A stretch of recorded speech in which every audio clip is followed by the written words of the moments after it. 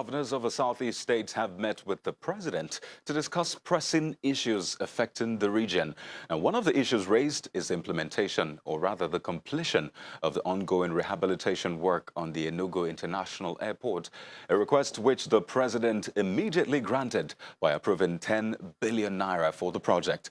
The chairman of the Southeast Governors Forum and leader of the delegation, Governor Dave Umahi of Ebonyi State, also requested a special intervention for the speedy completion of the airport and the rehabilitation of federal roads in the region.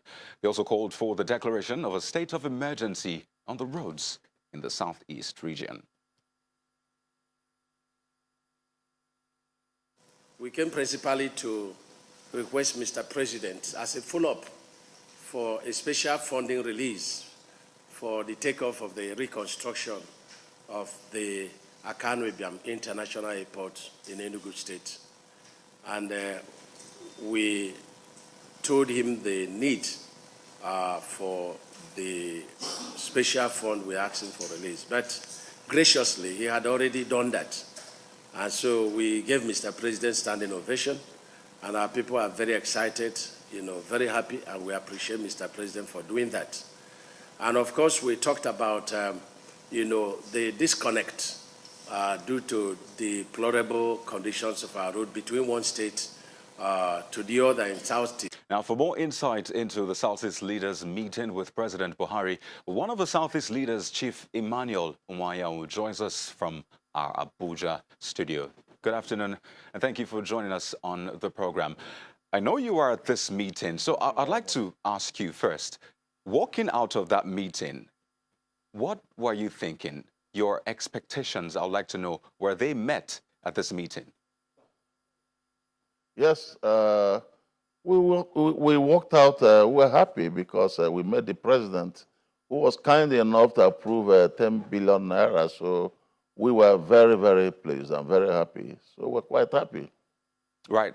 So let's go to perhaps the elephant in the room during yesterday's meeting, and that's 2023. Now, for a lot of people, that might appear as though 4 years, a long time. But in politics, we know that that's just a short time. So on one hand, did that come up during that meeting? And what were perhaps the resolutions that came up from that discussion, if it indeed happened?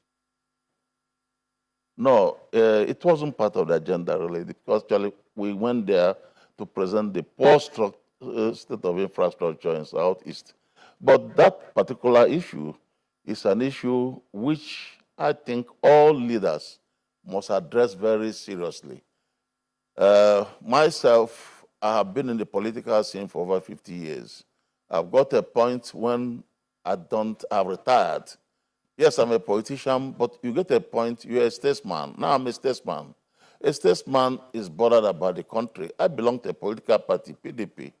But I was a Nigerian before I came into PDP. So I believe that every senior citizen must regard himself as a Nigerian and must do everything to ensure that the unity of this country is preserved.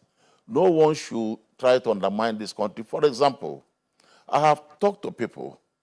When election is over and President Buhari has won the election, it's no use going to America, going to Britain and blackmailing and undermining Buhari.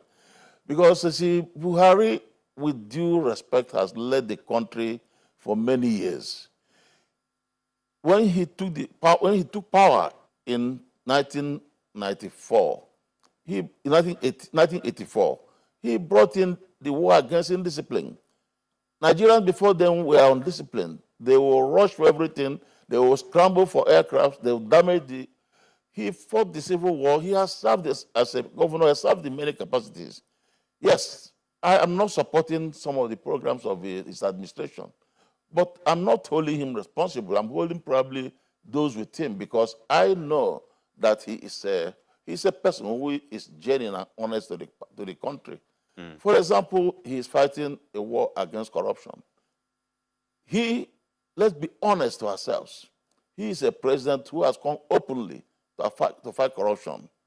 And obviously, if Buhari is corrupt, they could have pointed it out. Up to today, Buhari has been for 6 years receiving attack. Nobody has been able to tell us any act of corruption by Buhari. Some One of his moment. subordinates must have done that. So, If we can go back, frankly just one moment, pardon me. If we can go back to that talk about 2023, because to be fair, it's been a major topic of discussion. So I'd like to know, at this moment, what is the stance of the Southeast concerning 2023 presidency? we believe that fairness is a prerequisite for any enduring unity or federation. We have agreed in this country, it may not be in the constitution, but it's agreed that presidency should rotate north and south. That is, after north has served for their term, it goes to the south. After south, it comes to the north. Now, Buhari has served. So basically, after Buhari's second term, it should come to the south. And when it comes to the south, we expect that in the south, a zone that has not haven't had opportunity to serve should be given. South-South is the only zone since 1999 that have not got any opportunity to serve. Southwest has had opportunity, South-South has had opportunity, and we in the South-South helped them. You mean Southeast? I participated in supporting Obasanjo, and I supported them. So I think all Nigerians must support Southeast to get the presidency come 2023. We hear people from other zones warming up. I think it's unfair. And you see, we elders of the Southeast must rise up, come together, and tell Nigerians that it will be a very unfair treatment, because we have the people, younger ones, we are leading. They will feel that their fathers are very weak or are incapable of defending their rights, because they believe that this is supposed to be the turn of the Southeast. So I'm praying on Nigerians to appreciate all the contributions Southeast have made to the development of this country, right from Dr. Nnamdi Azikiwe, and all our leaders through history have made to give us this opportunity. Some people talk about fraud, corruption, and so on. I mean, when you look at it, I took pains to carry out a sort of random analysis of the money looted, these billions of naira looted in this country.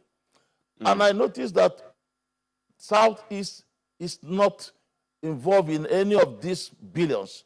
Most of the billions looted are looted by people not from Southeast. If I can just throw this in just before we go, security also has come up in recent times, and we've seen governors of the Southeast, come up with some initiatives, hold meetings, just to sort of beef up security in that region. So I'd like to know, did this also come up during the meeting? And what is the position of Southeast governors and leaders concerning, security in the Southeast?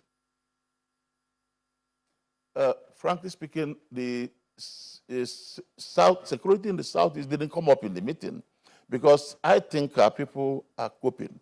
But let me tell you, the biggest problem Nigeria have got today is the Boko Haram. And myself and some people I have talked with in Southeast are not very happy with the process, and we don't believe that this is a battle that can be won the way we're fighting it now. The army is doing their best. They're doing well to the best of their ability.